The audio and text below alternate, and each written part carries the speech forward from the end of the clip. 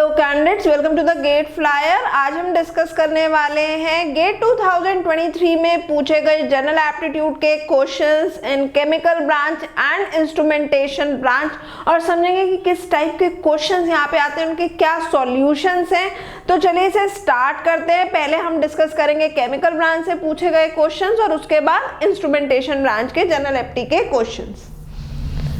तो सबसे पहला क्वेश्चन देख लेते हैं। It is reference is related to dash in the same way guidelines is related to implement।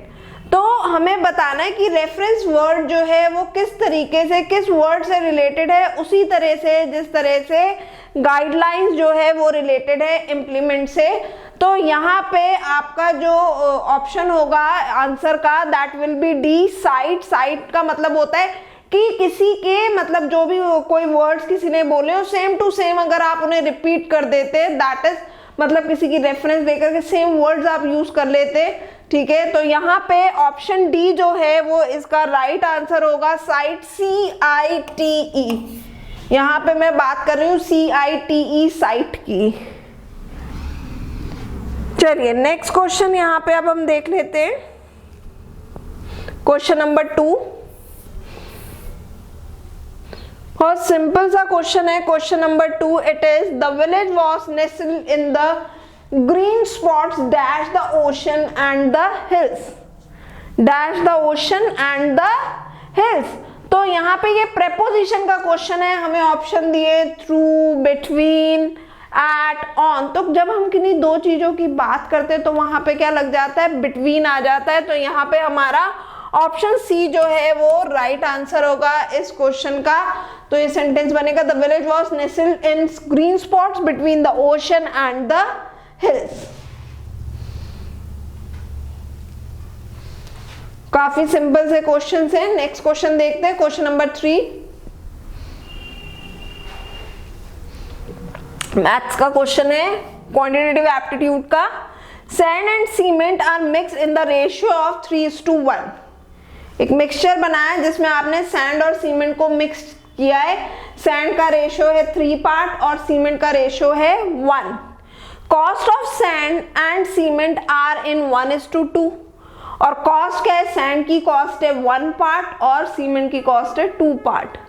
If the total cost of sand and cement is ₹1000, अगर total cost की अगर हम बात करें सैंड के और सीमेंट की it is 1000, we have to find out the cost of cement. हमें क्या करना है, सीमेंट की कॉस्ट जो है वो फाइंड आउट यहाँ पे करनी है।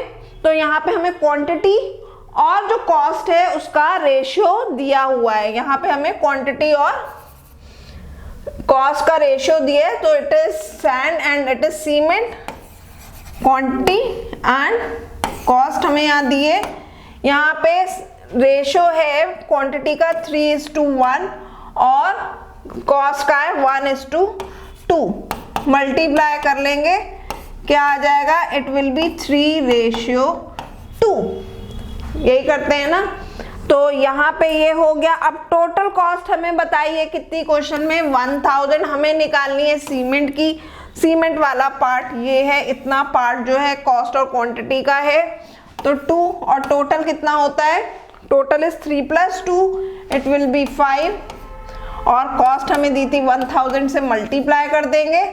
So it will B cost of cement is ₹400। तो कॉस्ट कितनी आएगी सीमेंट की, 400 rupees. So it is also very easy, कुछ नहीं करना था, सिंपल सा क्वेश्चन था। नेक्स्ट क्वेश्चन देख लेते हैं।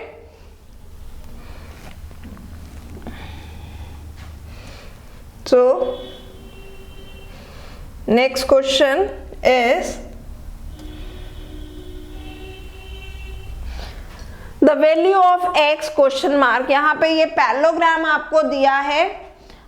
We have to find out the value of this x। इस x की हमें वैल्यू जो है वो निकालनी है। तो यहाँ पे हमारा सीधा सीधा फॉर्मूला लग जाएगा एरिया ऑफ पैरेललोग्राम का। सो एरिया ऑफ पैरेललोग्राम का हमारा फॉर्मूला क्या होता है, it is base into height. Base into height जो है हमारा फॉर्मूला होता है, तो यहाँ पे बेस जो है वो 4 सेंटीमीटर है, हाइट बेस हमारा यहाँ पे 7 सेंटीमीटर है और हाइट जो है वो 4 सेंटीमीटर है। और वहीं दूसरी तरफ है हमारा बेस x और हाइट है यहाँ पे 5, तो x की वैल्यू हमें यहाँ से मिल जाएगी 7 4 28/5 centimetre.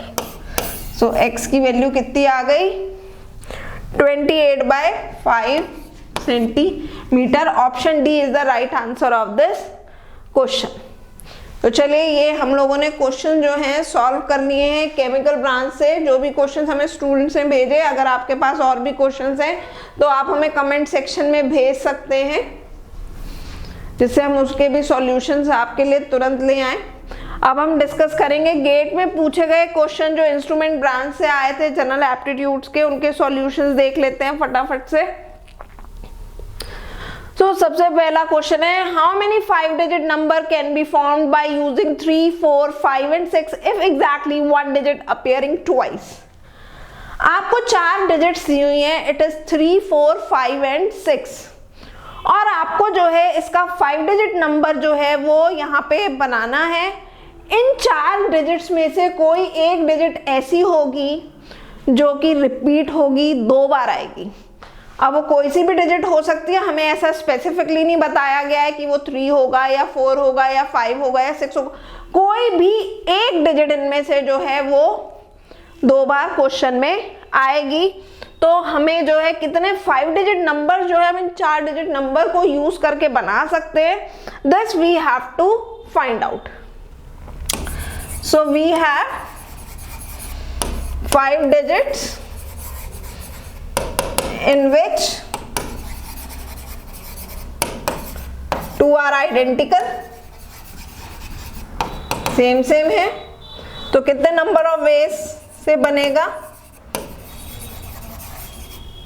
It will be n factorial r factorial, total 5 digit है, और रिपीटेशन कितने बार हो रहा है, एक ही डिजिट का 2 बार हो रहा है, 2 आर आइडेंटिकल, तो 5 factorial by 2 factorial, it will be 5 multiplied by 4 multiplied by 3 multiplied by 2 factorial divided by 2 factorial.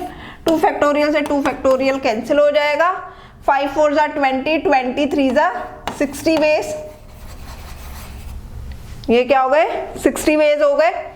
अब एक डिजिट ऐसी है जो कि रिपीट होगी, 2 बार आएगी, तो उसके लिए क्या होगा, out of 4 digits 1 digit will appear twice, 2 बार आएगी। उसके कितने नंबर ऑफ वेज हो सकते हैं एक ही डिजिट के 2 बार आने के, so number of ways it will be C4 1, सो 4 वेज कितनी बार आ सकती है, 4 बार आ सकती है, ठीक है ना, 4 वेज हो सकते हैं। तो टोटल नंबर ऑफ वेज कितने हो जाएंगे 5 डिजिट्स के, total number of ways forming 5 digit number is equals to, क्या करेंगे, यही जो नंबर्स जो हमने अभी जो 2 पार्ट निकाले हैं अलग अलग, उन दोनों को मल्टीप्लाई कर लेंगे, 60 मल्टीप्लाई बाय 4, 60 को 4 से मल्टीप्लाई कर देंगे, तो कितने नंबर्स हम जो इन 4 डिजिट्स को जो है यूज करके 5 डिजिट के बना सकते हैं, it is 240। Answer will be 240 ways are there to make 5 digit number using the digits 3 4 5 and 6 in which 1 digit is appearing twice.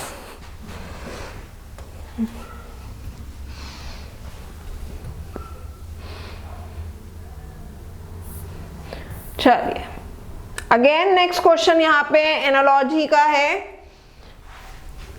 Disagree is related to protest disagree is related to protest. In the same way agree is related to what? जिस तरीके से disagree जो है protest से related है, agree जो है वो किससे related होगा? Is it refuse, recommend, refute और pretext? तो यहाँ पे आपका आंसर आ जाएगा recommend. यहाँ पे आपका आंसर क्या आ जाएगा? recommend. Option B is the right answer of this question number 2. Agree is related to recommend. In the same way disagree is related to protest. चल क्वेश्चन नंबर 3 देख लेते हैं. यहाँ पे क्वेश्चन नंबर 3 है the village was nested in a green spot dash the ocean dash the hills. तो same question है जो कि केमिकल ब्रांच से भी आया है, प्रेपोजिशन का सेम आंसर आ जाएगा. Between the village was nested in a green spot between the ocean and the field. तो ऑप्शन डी जो होगा इसका करेक्ट आंसर होगा बिटवीन. चलिए अगला क्वेश्चन देखते हैं. Question number 4.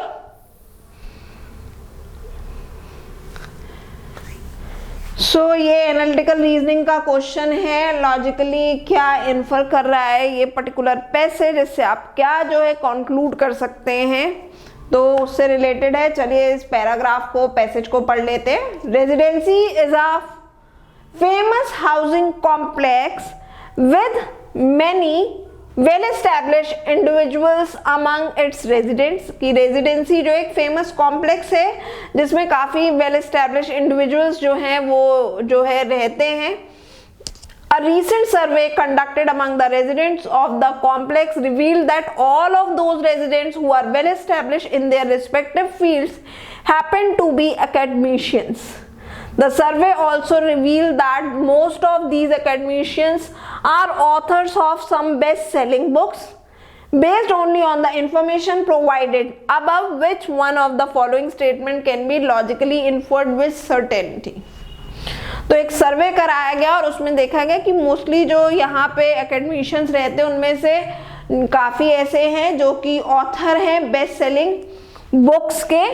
ठीक है, ऑथर हैं बेस्ट सेलिंग बुक के. तो ये जो इंफॉर्मेशन यहाँ पे हमें प्रोवाइड की गई है इस पैसेज से, उससे आप लॉजिकली क्या इन्फर करते हैं विद सर्टेनिटी. 4 ऑप्शन यहाँ पे हमें दिए हैं. पहला ऑप्शन है some authors of best selling books are residents of the complex who are well establish in their fields. दूसरा ऑप्शन दिया है all academicians residing in the complex are well establish in their field. Third option दिया है हमें some residents of the complex who are well establish in their fields are also author of some best selling books.